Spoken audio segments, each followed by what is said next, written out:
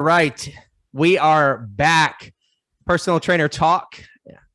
Mr. Doug Blake and Corey Ritter here to answer your questions. A little hiatus we had with the 2-week live course. We have, I guess we really didn't even talk about it, did we, Doug? But indirectly felt it was best during the live course.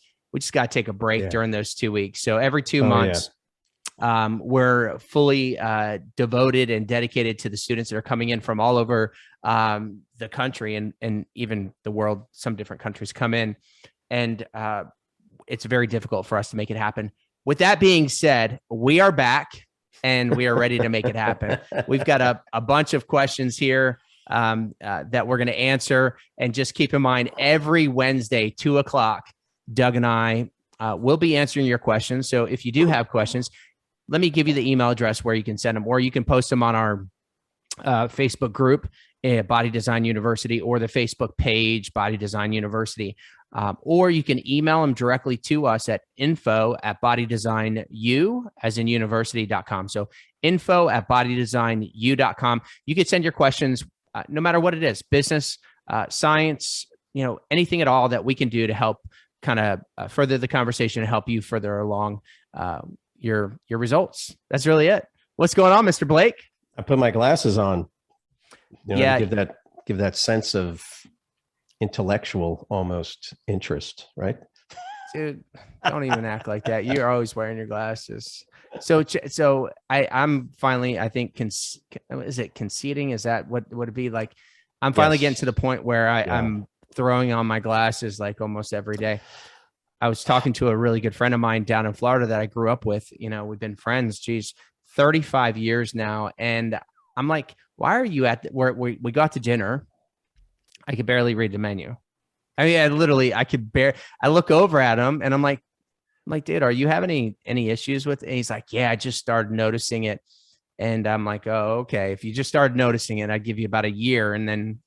Yep. Then he'll start to figure it out. Yeah. So, Yep. Anyhow, all these young bucks that are tuning in, they don't have to worry about this yet, but in your 40s, it does begin somewhere around there. I guess for some people it's a little bit different, but oh man, Mr. Blake, are you ready to make this happen? Man, I'm ready. What questions? We must have a backlog of questions, I'm assuming. Yeah, we do. And, I think the magic number seems to be around 8 or 10 questions that we're able to get through. If you are seeing this live podcast and you'd like to click on the link, keep in mind, you could always join us and bring the conversation right here with us live, and we'll talk about it, answer your questions live. We like doing that. Otherwise, you can email them in and we just answer them as they come in. So we've got a lot of great ones. But before we get started, just some basics. Keep in mind, we're now 4 weeks. So it's like it happens so quick, Doug. It seems like, 5 weeks technically, I guess, 5 weeks away from our next live 2-week course. We had an amazing group of personal trainers that came in this month. It was an incredible experience. And Doug, for me, some of the stories, and I'd never really asked, like at the end, I never did like a kind of like post interview, but I asked a couple of the trainers at the end, like, okay, after going through all this training, what have you decided to do? Like, what lane are you going to travel in? Because keep in mind, for some of them, it's not just like learning the science, not just learning the business, but learning it and then deciding, do I want to be a one-on-one trainer? Do I want to be a small group trainer? Do I want to open up my own studio? Do I not? And some of the stories, specifically from some of the students, they were inspiring. Just hearing, I remember being in the position that some of them were in, and when they were sharing their story, it brought me back to 1999 when I first started. It was pretty cool. Yeah, in fact, I mean, it's almost as if for some of them, I know in speaking to 2 or 3 of them, there's now it was opened up. Now these options that they have that they didn't really consider. And so, a couple of them, if I remember correctly, open their own business for sure. Right. I think a couple were already training folks, and now this has given them this sort of influx of motivation and encouragement to actually grow what they already had. And then I think a couple of others were just now just trying to figure it out. Yeah. Yeah. It's really cool. So, you know, that's the other thing about this training. It doesn't just educate you on the information that you need that's current, real time, real world right now, but it gives you the clarity to decide, you know, what is the best lane for you. And some of the folks in the room, you know, they made it clear, like, starting a business is just not for them. And, you know, it's very valuable to figure out what it takes to do it.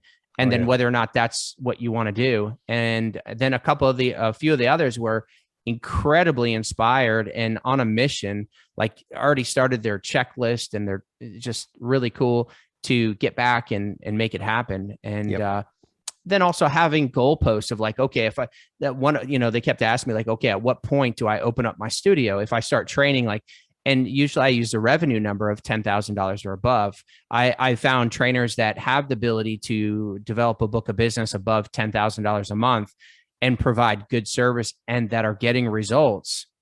It's time. You know, if they have that desire, then it's time. And if they don't, then they continue to do what they're doing, and that's great. But if they desire, then it's almost like if you've done it yourself, then you could take somebody else and train them on how to make it happen. Yep. What else do you take away? Anything from the experience? And it was just, wow, you know, and I hope none of the other classes are listening, but this was probably the best class, you know, that, right. Do we say that every time?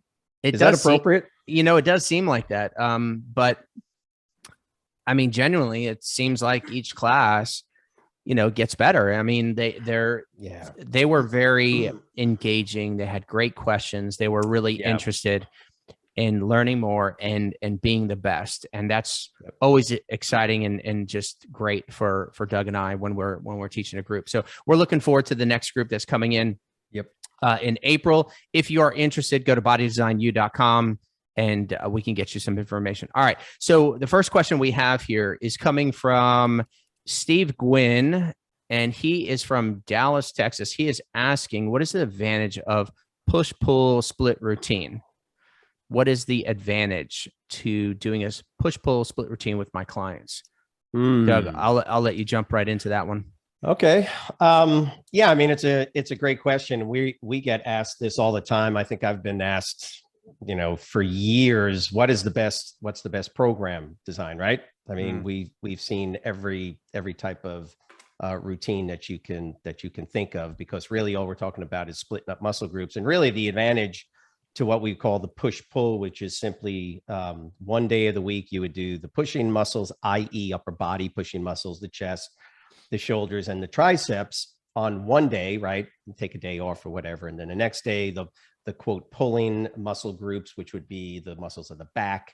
And then of course, the biceps. So it's basically multiple muscles from the back and then the biceps. And then normally you then would do legs as a third day. And that's generally the way we talk about this thing called the push-pull split. So it's generally 3 days. And the main advantage for that is the wear, tear, and stress on the joints and those muscles that are involved in all the different functional movements that we work on. So when we say we're going to do the quote pushing muscles on Monday, it just makes sense that you would train your chest, right? So your pecs, any type of pec movement that you normally do, like presses, is also going to involve what other muscles, right? So it's definitely going to be the shoulders, the deltoids, and then of course the triceps. And so you wouldn't want to, you know, train your chest on Monday necessarily. We talk about average clients, the chest on Monday, and then on Tuesday go and train your triceps. Why?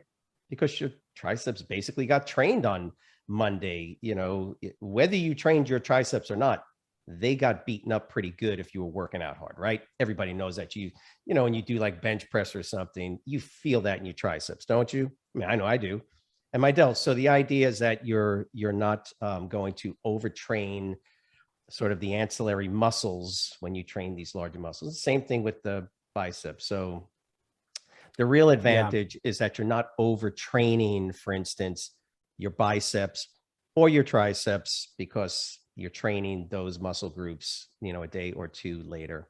After you've trained them effectively, because you've trained your back. So rowing movements, right, and pull downs and all these other back exercises that train your lats always train your biceps, whether you know it or not, whether you like it or not.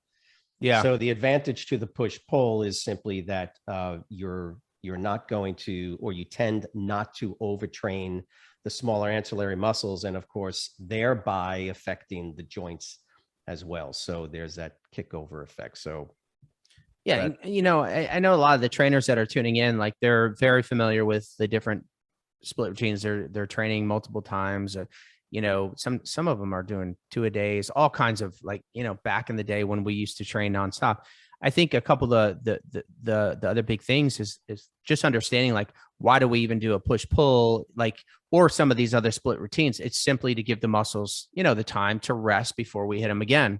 That's really it. And I try to explain this to my clients, and this is something hopefully you guys can use.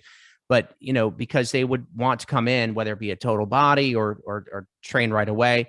And, you know, we would want to, looks like we've got somebody coming into the room.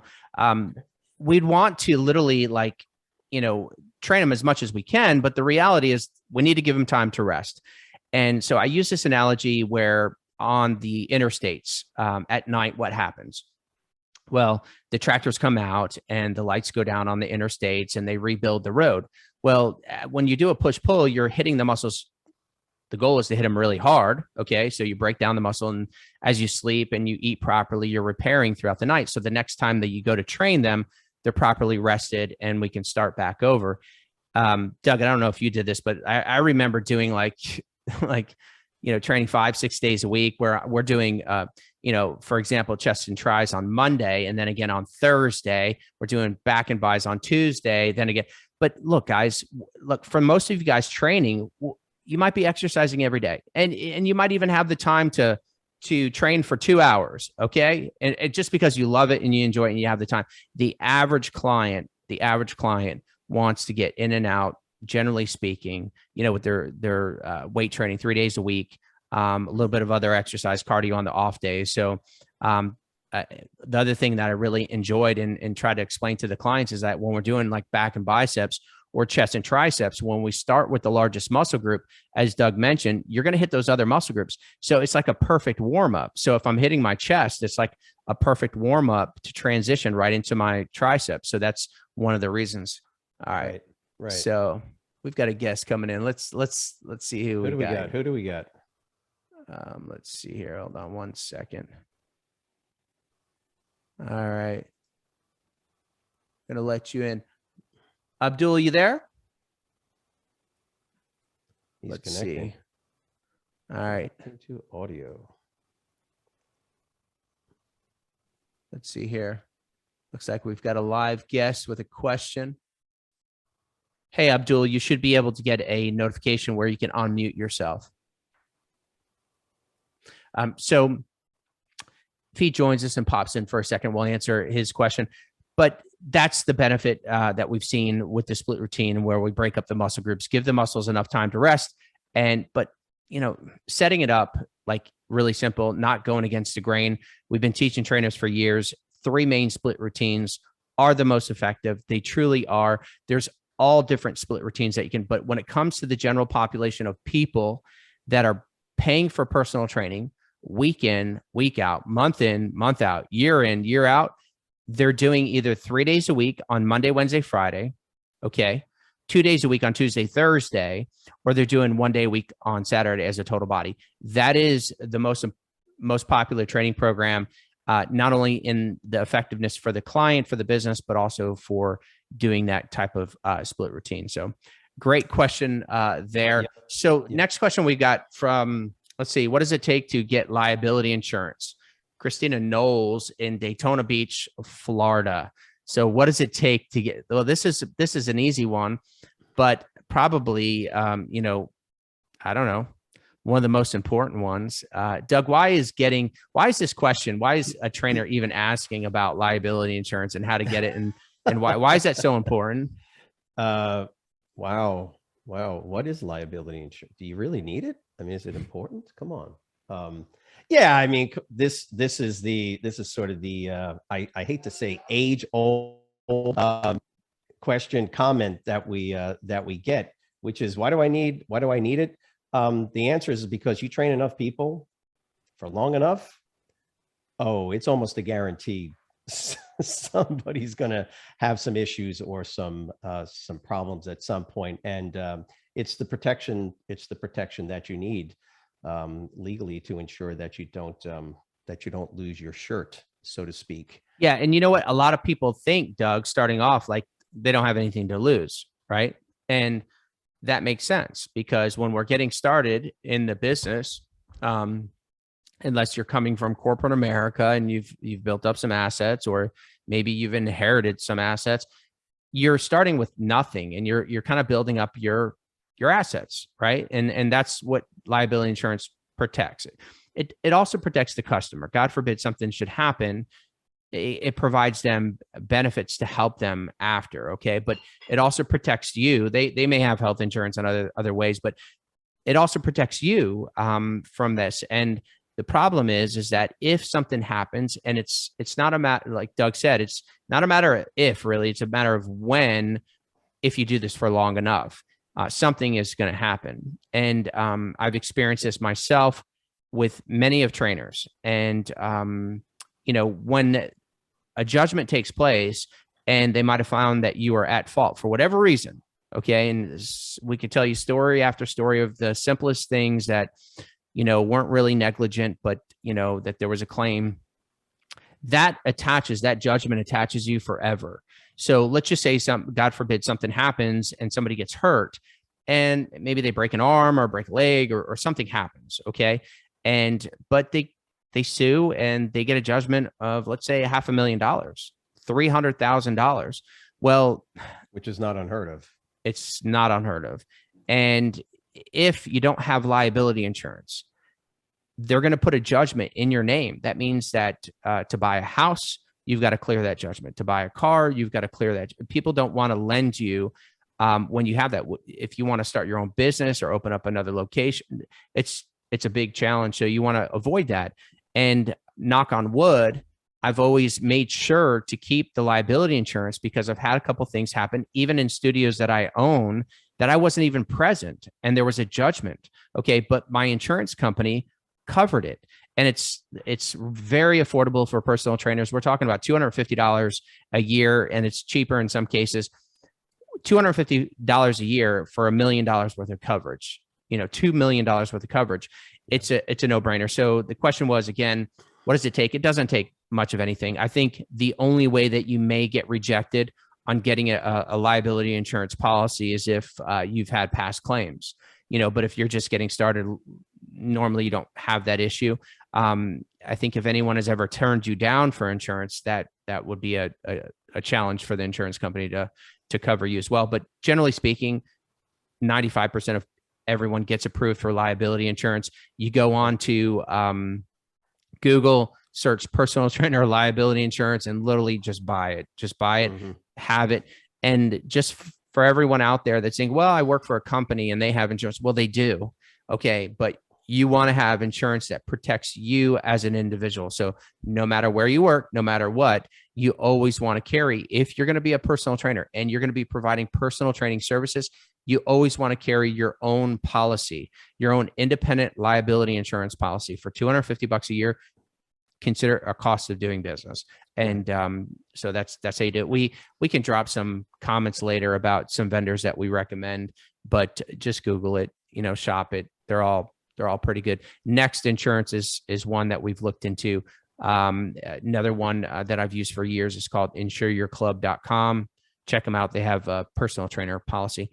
So Doug, you see this question we've got coming in from Abdul in the chat. Abdul, if you want to, that looks like a good question for you. Yeah, I think he meant hip adduction. Yes. Let me see. It says, I have a little confusion about the hip addiction. I'm not addicted to hips, but hip adduction. Yes. Postural I think he means deviation in the ACE Personal Trainer Study Guide, 6th edition. Can you explain that clearly? Well, I can explain it. How clearly, I'm not too sure. But if you're talking about the, I'm thinking hip adduction, postural deviation. Well, there are a number of postural deviations in the ACE 6th edition, and I'm not sure which one he is talking about exactly, but I'm going to try and see if I can remember. ACE speaks to any number of issues related to the lumbopelvic hip complex, and again, you have to correct me if I'm wrong on this one, Abdul, but if you're talking about with the tilting of the pelvis, where one side of the body, the femur, because it goes into what's known as an adducted position, means that the femur is moving closer to the midline of the body. So I'm going to try to make it as simple as possible. When one leg, the upper leg, the femur, if for some reason it moves into an adducted position due to overactive, for instance, adductor muscles at the hip. And then the underactive muscles would be the quote abductors, like the TFL and any of the other muscles related to hip abduction, rotation. Generally what we see, and I'm pretty sure this is what he's talking about, we'll see that the hip, the pelvis itself will twist. And as the pelvis will twist, because one leg is literally pulling it, it's pulling it off center, off kilter. And what that does is it takes the other leg and actually creates the opposite movement, or abduction. So if you can imagine, how about this? Can you see that? If I've got my hip, which is the phone, and I have one side that is pulling this way, do you see how the hip kind of tilts up a little bit? So if you look at my femur, which is my finger, if the hip is supposed to be like this, and the muscles of the adductor muscles are tight, they're going to do what? They're going to pull the hip down this way. And then what we have is the other side, right? Now that this guy's being pulled this way, this other femur actually gets pulled into abduction. These are what are known as contralateral incongruities in muscle overactive and underactive muscles. So, but I'll tell you what, Abdul, that is a great question that you might see on this week's weekly study. Oh my gosh. No. Watch this if you need some clarity. Great job with that, Doug. But let me ask you, what happened to your finger, man? This? Yeah. What, did you drop something on your finger? You just close the door on it? What happened? Normally I'm having battles with wild animals, and occasionally they get, no, that was a door. Ow. In the live course. Was it really? That happened when we were in the live course. However, being the consummate professional that I am, you just moved it right along. And what I was going, were you in front of the students when that happened? More than likely, what I was going to do was purposely do the other one so it was balanced, but I decided not to. Dude, that looks pretty serious. Okay, let's keep the show moving. So we've got a question. How long should I recommend that my clients rest in between sets? This is from Julie Davis in West Palm Beach, Florida. Some South Florida coming into the picture today. So how long should I recommend my clients rest between sets? Doug, what do you think? Well, what do you think? I'm going to ask I say no rest, like no rest. No rest, like, period. Like it doesn't look, if you're serious, you don't give anyone rest. That's a great question, because the answer is it depends, right? Isn't that the answer to a lot of these questions? It simply depends on other variables. So rest time is one of what we would call acute variables in training. The others being, of course, how many reps are you doing? How many sets are you doing? How many exercises are you doing? Are you training for an hour? Or are you training for 20 minutes? Rest time between sets will, and I think this is probably the best way to kind of give the answer to the question, is that rest time can change the relative intensity of an exercise or of a workout routine. It's probably the best way to say it, because the less I rest in between sets. Dude, how long? How long? She's asking how long. It depends. Come on, quit beating around the bush. All right, I'll tell you what, if you're trying to increase overall muscle endurance, you Just give yourself average anywhere between rest. 30 seconds to a minute. Wow. Somewhere Okay. around there. Okay. Just somewhere around there. Yeah, I think that's fair. And look, one other variable besides what Doug said in regards to the length of the workout is also the client, right? Is the client just starting, or if they've been training for a while? Some of the clients that I would just start with, I would force rest for multiple minutes, sometimes 3-4 minutes, by skipping an entire set, especially if I'm doing small group training. So I'll basically have a new client and I'll tell them before the workout begins so they don't feel like they're completely, deconditioned. I'll say, look, it's completely normal that I'm going to have you rest on a couple of these sets. I'm going to have you sit out. Okay. Completely normal, just getting started. And I will let them know that beforehand. And then I might do an exercise, and then I'll look over at them. I'll look to see how they're breathing. I'll look at the color of their face. I'll look to see how they're doing. And then I'll make a decision if I want them to sit out on the next set. If I'm training one-on-one, then obviously I could take my time. I could ask them how they're feeling. I could check their breathing and kind of walk through it. With the new clients, you take it really slow. Just like you've got plenty of time to beat them up. Most clients that are just getting started, they're going to have a better experience unless they're conditioned. If they're coming to you as somebody that has been exercising consistently, cardio or weight training, and just not getting results, and they want a better program, then that's different. But I'm talking about people that haven't exercised, take it easy. They don't want to get beat up initially. Have you ever done that? Man, I'll tell you, like, I like keep a bucket in the gym. Oh, man. I won't even tell you some of the stories. I can tell you about projectile vomiting where one client threw up on another client. I mean, when you train for as long as I have over these years, I could tell you story after story. And sometimes you think that you're reading them properly and you're doing this for so long. Like, look, if you do anything for 5 years, you get really good at it. Just so you know, like, do it for 5 years, you're going to get do it for 10 years, you get that much better. Well, even after 10 years, I would read some people and I'd read them wrong. Next thing you know, they're like running to the bathroom. Or I had a client not too long ago. I went out to the back of the studio and I opened, and he went out the back door of the studio. I'm like, he's just catching some air, but he didn't come back in, and we're getting ready to start the next set. I look out the back door of the studio, and he's leaning over. It is just splashing off of the ground. It is so intense. It's funny because that leads to one of the most important things we do when we first start training clients, which is sort of a screening or something that allows us to read a little bit about. I did the screening. I did the fitness profile. Okay. I did a nice slow warm up. I did everything and I still got it wrong. Okay. And I pushed this client too hard. And basically, yeah, they were. So anyhow, the rest, generally speaking, after you're working with the clients for, it could be literally 30 seconds to a minute, something like that. I think Doug's right on point with that. But keep in mind the intensity of the workout. What is the set? Like if you're doing a tricep kickback, do you need to take a minute break? If you're doing squat jumps? Depends if I'm doing it. Well, if you're doing it, we're taking 3 minutes. Dude, how do you like those new dumbbells, huh? Oh, wow. Dude. All right, we'll talk about that after the show. We're not going to get into it here, okay? Crazy. We don't want to use their time for that. All right, so next question I hope that answers that question, right?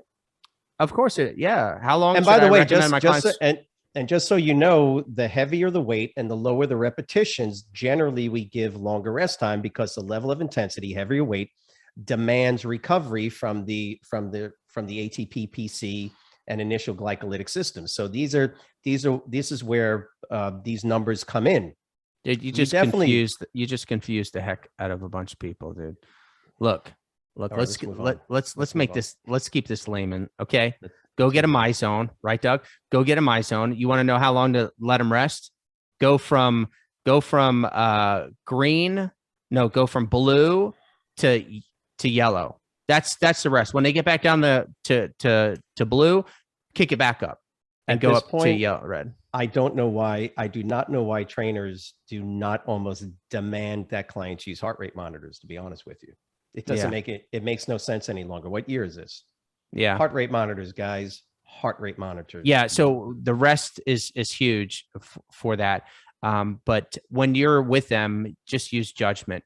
When you're not with them, tell them 30 seconds to a minute, something like that. Just again, remember, we say this over and over: heart rate up, heart rate down for the entire workout. So during the weight training and during the cardio, the goal is interval training, bring the heart rate up, bring it back down, bring it up, bring it back down for the entire workout. Using a heart rate monitor will help you. But look, and we don't need to go any further, but I even had that client, that client that was like out the back door was wearing a MyZone. Like, I don't know. All right. So anyhow, hope that answers your question. 30 seconds to a minute should be a good one. How long? We got a question from Matt Hurd, and he is from Chicago. Matt Hurd is asking, how long does it take to set up the business? So I'm guessing as a personal trainer, how long should it take to set up the business? Well, this is something that we do get pretty often, and I'm seeing and I'm coaching different clients, trainers that basically do it at all different speed. I mean, I had a trainer not too long ago. It was like warp speed. Like at the end of 2 weeks, they had most everything set up. Generally speaking, if you're like, okay, I want to set up my own personal training business, 30 days. Now this is after education, complete your education, your certification, have everything done. Once you're educated and you have what we call an acceptable level of knowledge to start training people and to start your business, you can really crush it in 30 days or less. You can get everything done that you need in 30 days or less. Matter of fact, I put together a checklist recently. I don't have it here, but for some of our students, to make it a lot easier, that list out the things that you need to do. For example, setting up your LLC, setting up your EIN, getting a business bank account, setting up your domain name, setting up the landing pages. All these things, they do take time. But some people are going to go hard. And if you're going hard and you're putting in 8 to 10 hours a day, setting up your business, you're going to get done pretty quickly. I'd say 3 to 4 weeks. If you're taking your time and you're like spending a couple hours a day, well, it could take you 2 months, 2-3 months to get everything set up.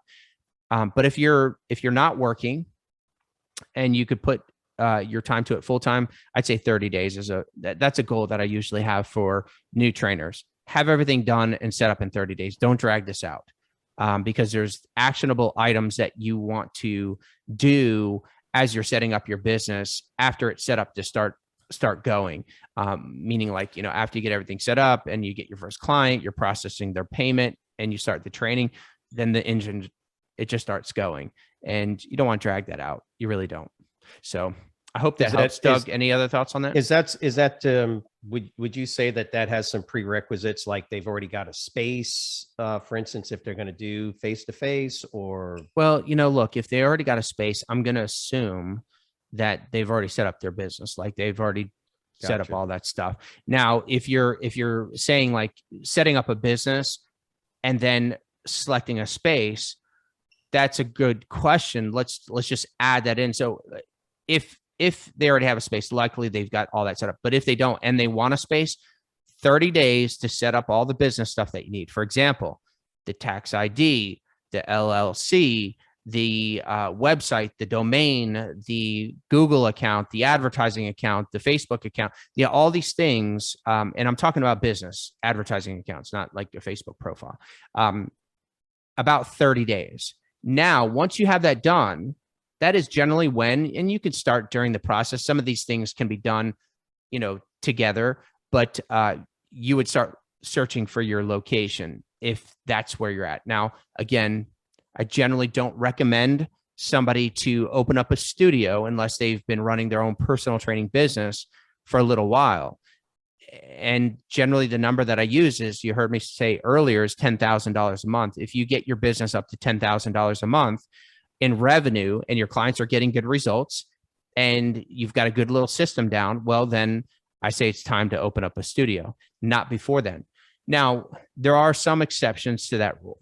somebody that's a lifelong exerciser, somebody maybe has operated another business, a different type of business successfully, or a family business, and they have some business experience.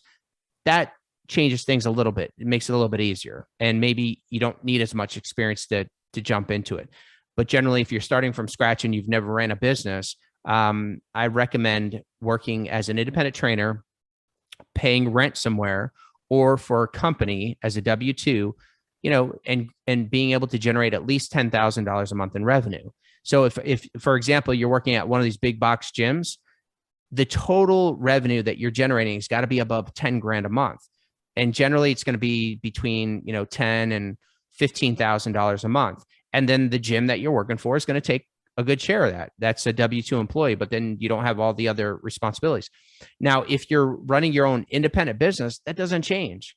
I'm still saying $10,000 a month. Now, after paying rent to where you're training and some other expenses, your net will be a little bit different, but $10,000 a month or more, then I think if you have the desire and you have the ambition and it's a goal of yours, then I think look for a space. And I will tell you, like, if there's one bit of advice that I would provide to anyone out there that I would have done differently is I would have looked for a space that I could mortgage, that I could have purchased. I've leased a lot of spaces over the years, and the amount of equity that I would have in real estate right now would be substantial. In the different locations that we've had for personal training at one time, we're paying between all the we're paying $40,000, $50,000 a month in rent. And when you're paying that, if you own it, you've got all this equity. It's just like a home. If you're leasing a home, you're not going to build up equity. And right now, my understanding, if you're in South Florida, you're seeing like 40% year over year, crazy numbers, which I believe, this isn't a real estate show, but I believe that it's going to be corrected in the next year. I think in the next year, those numbers are going to be corrected. It's going to go back to about a year and a half. And I talked to one of my buddies, he's got tons of real estate. And he believes the same thing. He's like, sell. A year and a half, huh? Yeah, he's thinking like a year and a half. There's going to be a big correction, and then the values will go back, not crazy, like the past recessions with real estate, but go back to values about 2 years ago is what he thinks in Florida. And he owns a lot of property in South Florida right now. But so anyhow, if I could recommend anything and you're ready to start your business and you're going to open up a studio, you might not be able to do it out of the gates, but try to find a place that you can buy. Try to find a place that you could get a mortgage on. That is going to be awesome, because look, you're not getting into personal training to make a fortune. I hope you're not. Now, you can do really well and you can launch a big franchise, but you get into this because you love helping and serving others. Well, while you're doing this and you're making your payments to your space, you can be literally, that could be indirectly a form of your retirement. So for example, on a, 2,000-3,000 square foot little building that you would be paying on, after 10 years, 15 years in business, you've got a multi-million-dollar asset, likely, depending on where you're located, of course, but it's a big deal. And if you don't want to sell it when you get done running your business, you can lease it out. And now you have this residual income. So I wish I would have done that. I'm working on doing that now with some property. And I do wish that I would have done that, earlier on. So anyhow, I hope that helps. And I hope that answers your question. 30 days is what you should set aside, give or take, to start your personal training business. To find a location, I usually budget 90 days to find a location. That includes negotiation, site selection, due diligence, everything, about 90 days. We literally just signed a deal on a new location we were able to get it done in less than 30 days, which is not normal. Generally budget about 90 days to do it. So I hope that helps. 30 days to start the business. If you are planning to open up a studio, another 90 days to find that. And then keep in mind, depending on where you're living, you're talking about another 90 days for construction. Atlanta, New York, the city, some counties all over this country, it'll take you 3 months to get a permit. 3 months to get a permit to build. But so again, let's go through the timeline. You want to open up your own studio. Okay. 30 days to get all the business stuff set up. 90 days to find the location. After you find the location and you sign either a lease or a mortgage, then it's going to take you about, and this is getting it done pretty quickly, honestly, about 90 days to complete the build out is what we see. So it's about a 6-month process from beginning to end. And I hope that was helpful. Okay. Next question we have here. Which is better, regular or sweet potatoes? This question is from Justin, and he's asking this question from Dallas, Texas. Justin, which is better, sweet potatoes or regular potatoes? Man, I don't look. What's better? Look, I mean, Doug's going to dive into the science about this whole thing, but I'll tell you, like, in short, sweet potatoes, I don't know. Like, I guess it depends on what you like load it with or whatever, but the sweet potato, it's got many more nutrients. You know, I'm growing them, right? I sweet potatoes. And I still question whether or not the ones that you showed me in those photos are edible, but I throw them in the blender. That's what I do. I eat sweet potatoes every single day. I love sweet potatoes. I can't imagine my life without sweet potatoes. Blender. That's how I do it. Cook them and then throw them in the blender. Doug, drop some facts for this guy. Justin is asking. Yeah, why? I mean, look, it's a preference issue. Do sweet potatoes contain more beta carotene? Yeah, sure. Are potatoes, white potatoes, are they utterly useless? No. Regular potatoes are themselves very nutritious as well, particularly if you eat the skin. And if you like regular potatoes, there's any number of varieties. They're either the starchy varieties, for instance, that I prefer. But you can do the red potatoes, depends on what you're cooking. But they are both nutritious, and they both contain great starches, right? The two starches, amylose and amylopectin. So those are your two starches, and they both contain, but they're both of those are relatively highly concentrated sources. So just like I had for lunch today, I had half of a white potato that I had nuked. Yep, that's right. I sure did.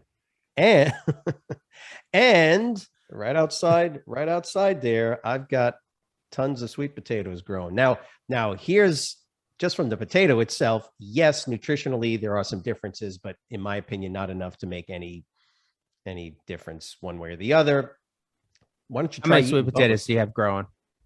I've got, right now, I've got about 12 vines, areas that are now growing and doing their thing. I went into my compost bin. How many sweet potatoes, give or take? It's going to give me anywhere between, I don't know, 30 to 50 potatoes ultimately, if I let them grow this time. But then is it deep enough for them to really thrive? Yeah, because I've got control over it. Dude, for some reason, I could just like see you going out there and like diving your hand into the box. I opened my compost the ground bin for the potato.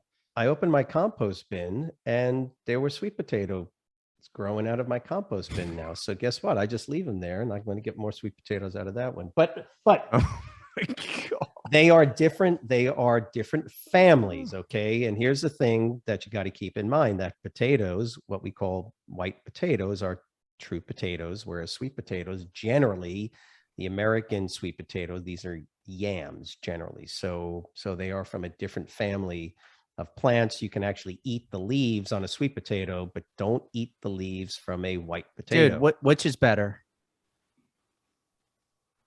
Sweet potato. I like sweet potatoes. No question. And by the way, there's a ton of different varieties of sweet potatoes now. Aren't they lower on the glycemic index too? Technically, yes. But again, depends on how you cook them. That boil them. Huge effect. If you boil them, then yes, sweet potatoes would generally be better from a glycemic control. Dude, you boil them and then you put them in the refrigerator. And then when it comes time, you just throw them in the blender. Just Just saying. I like that. I like that. Okay. Idea. Next question we've got here. It's from Jill in San Jose, and she's asking, is glutamine a good supplement for my clients to take? Is glutamine a good supplement for my clients to take? You know what glutamine is, don't you? Dude, don't get our partnership with ACE and NASM voided, okay? Yes, of course. It's a great supplement, but we're not going to recommend to our clients. But Doug, you're on mute. So, Doug, can you hear me? Are you back? Okay, he's back. Now, first I'm gonna say real quick as a disclaimer, we don't recommend supplements to any clients, okay, except for a good multivitamin and a protein supplement. That's it. And we'd recommend organic ones. However, there's some good benefits to a lot of supplements out there. Just ask Doug. He has taken most all of them. We both have. Okay. Now, the benefits of glutamine, Doug, and this is something that both you and I have supplemented with, but what? Yeah, unless glutamine is going to be much more effective for high levels of muscle tissue breakdown, i.e. athletes, particularly bodybuilders, for instance, but any type of athlete that, like us. that puts a high level of stress and therefore needs a much higher level of recovery. It's a fairly expensive supplement. Glutamine is an amino acid. It's one of the important amino acids when it comes to muscle anabolism, and so therefore, from a recovery perspective for hypertrophy, it's probably a good supplement list for these specific issues. For the average client, 99.99% of the time, it's a waste of money because you're better off taking that money and buying some actually good food. Which would be in replacement of glutamine. Correct. Some organic grass-fed beef. Organic grass-fed beef. Yeah. So it's not that glutamine like raspberry ketones, for instance, where it's like, are you serious right now? No, yeah. there's like that list of what were you even thinking? Okay, just because GNC has it on the shelf and it's on sale because they're trying to get rid of the stock. No, you don't buy those things. And then there are other supplements that are clearly efficacious for the specific goals you have, right? So creatine is one of those. Clearly, I mean, there's just no question to its efficacy for enhancing cell volumization. And then there are the other supplements that are in this other bucket where we know that we know the research is clear that they do have benefit under very particular conditions. And therefore, should I take it? I mean, it might, or, at my age, I don't know if it's going to help me anymore. At your age, I don't know. Yeah. But if I have an athlete that is training 5-6 days a week, they're already well nourished, they're getting enough sleep, they're well hydrated, all of the check boxes are properly marked. Mm-hmm. Now I can throw in something like glutamine, beta alanine, some of these other supplements that research very clearly shows that they are very beneficial. But once again, are all of look, the deal. My client's not eating well. They eat twice a day. They smoke. That you start, none of the boxes are checked. None of the appropriate boxes are checked. And so what do? I guess I'll try glutamine. I guess I'll try amino acids. I guess I'll try branch chain amino acids. And you can understand that that's actually just the opposite. No, we use those supplements when all of the boxes are appropriately checked. Now what we're doing is we're making a Ferrari that much better. I hope that makes sense. So glutamine and some of these others, you have to be a Ferrari for the most part to see really real benefit from some of these supplements. Yeah, exactly. It has always drove me crazy when a client they would come in and even if they had worked with a previous trainer and the trainer had recommended a pre-workout or trainer had recommended, this fat burner or something like that. And I'm like, how in the world? Like, this is just crazy. Like, the client is not even hitting their calorie requirements. Like, step 1, calories. Step 2, macronutrients, protein, carbs, and fats. Like, if you're not checking those boxes, the thought of supplements, I mean, the name says they're to supplement something that's really dialed in. But it's good to educate yourself and know what glutamine does. It is a good supplement. It is, but not if you're not taking in the calories that you're supposed to, not if you're not taking in the protein, the carbs, the fats, not if you're not resting, not if you're not working out proper. Like, these are the things, like, after, as Doug said, all the boxes are checked, it makes sense, but it would never make sense to supplement or buy any of these supplements when you're not hitting these other, and look, it could even be sleep. What if they're eating right, but they're just not getting the rest? Trust me, glutamine is not going to be beneficial for you if you're not getting the sleep, if you're not getting the rest.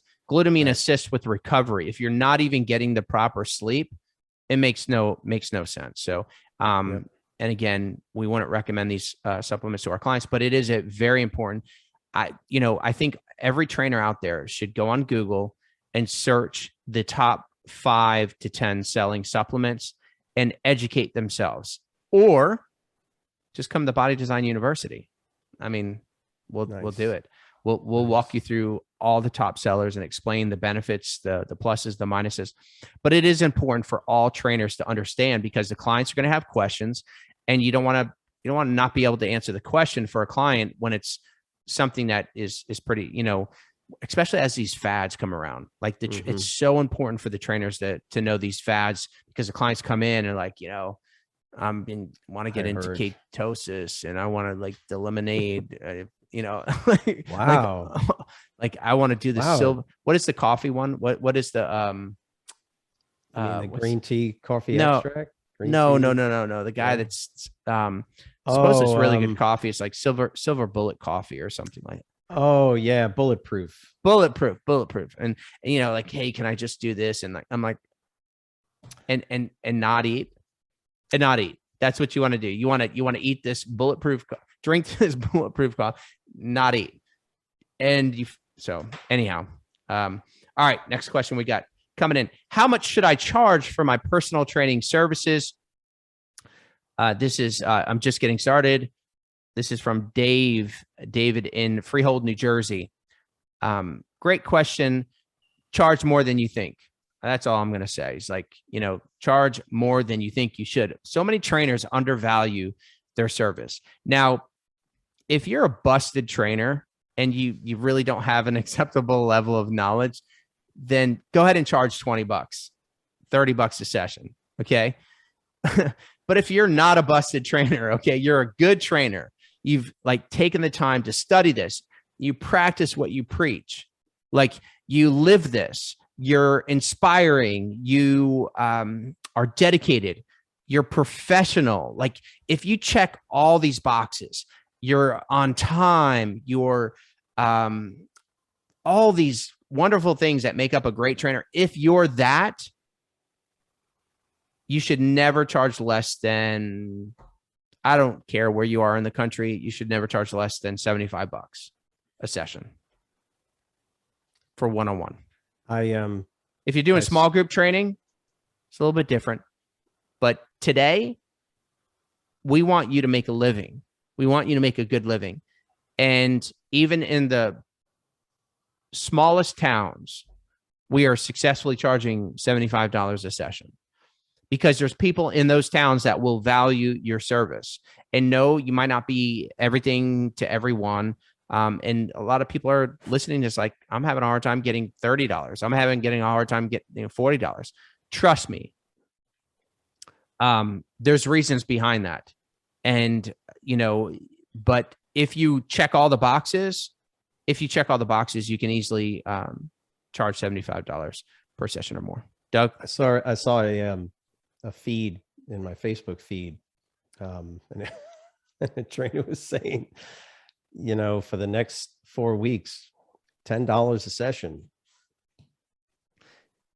look, there is no, just so you know, I've been marketing personal training services for 20 years now, 22 years to be, not 23 this year. I can't even believe that. 1999, 23 years. There is no scenario that is a good marketing plan. Just so you know, there is no scenario that you say, I'm going to charge $10 a session for the next month, and that's a good marketing plan. Like, there's all different methods in marketing for all different products and services. Personal training, you've got to demonstrate your value, and sometimes the price alone gives the consumer the perception of what you're going to deliver.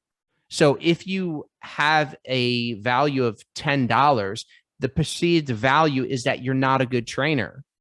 And then hold on, let's just say you're a great trainer. Then now I've got to convince the consumer, wait, pay me 3 times that now, 4 times, 5 times that, like even $50 a session, pay me 5 times that now because I am really a great trainer. I know I was only charging $10. That was an introductory thing. People convince themselves of all different things from a marketing standpoint. And again, if you don't understand basic marketing, please come to Body Design University. Let us teach you a little bit about marketing and how to do this the right way. Because there are really good ways. To answer your question, David, it's a good question. I'm joking when I say charge more than what you think, but I'm not, because a lot of trainers think, oh, I'm just getting started. I don't have a lot of experience. I don't have a lot of knowledge. What? Okay, hold on. If you have an accredited certification, if you practice what you preach, if you're professional, if you're inspiring, I'm telling you, you're worth more than $50 per session, period.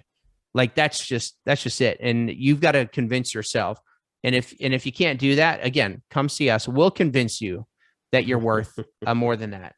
And then you could charge those rates. But generally speaking, not less than $50 for small group training, not less than $75 for one-on-one. And in some markets, and that's much more. That's in any part of it. That, like you said, we get folks that come in from relatively small, quote, small towns, and they're like, well, I can't. Oh, no, because I guarantee you that if you go to a massage therapist in a small little town, guess what they're charging? Guess what they're charging? Right. Yeah. Sure. Yeah. The industry. Really the trainers struggle with their like self-worth. It's like the value that they're providing. And I have witnessed trainers in small towns charge more than $75 a session that weren't even certified. Okay. That weren't even weren't even qualified. I mean, literally, like there's a blend of the really good technician and the really good marketer, right?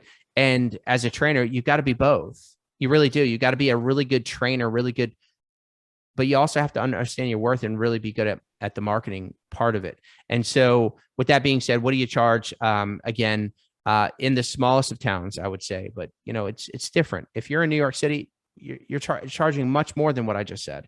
Okay. If you're in Manhattan on the East Side, you're charging much more. If you're in, South Beach, you're starting at $150 a session, starting at $150 a session for one-on-one training. Okay. You want to charge less than that. Why? Because the rents there are ridiculous. How are you going to live?